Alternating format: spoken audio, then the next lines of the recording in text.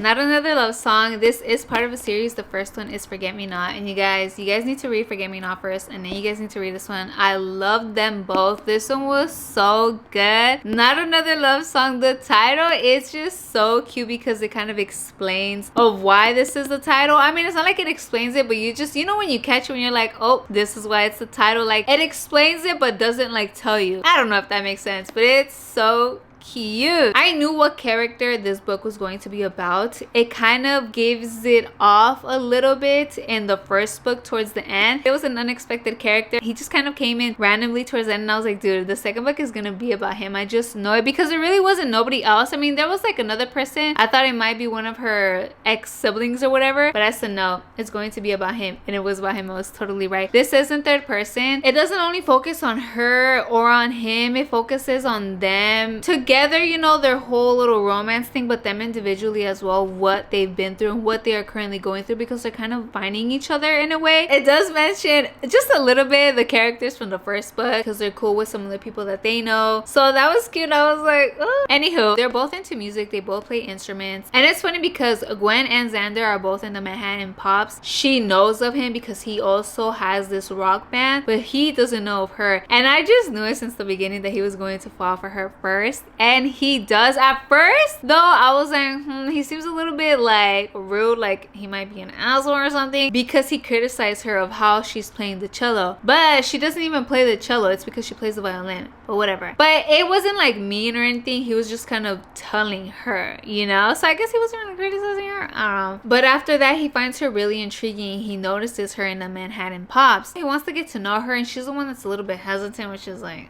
because she just got offered first chair for the Manhattan Pops, and there isn't no jealousy from him. I thought there would be, but there isn't. He's just telling her to be careful because he grew up with that. He's basically trying to tell her to be careful and to not allow them to use her, you know, because honestly they're both being used. He's being used and she ends up being used, and it's just wild. It's cute how they just work well together, also musically, and they just create beautiful music. I mean, you can't really hear it, but you can just tell from the vibes. Like towards the end, you just find out how they're being used and how they break themselves from that, and they just end up doing themselves and working together and just going with the flow of music. I thought it was really cute, really romantic.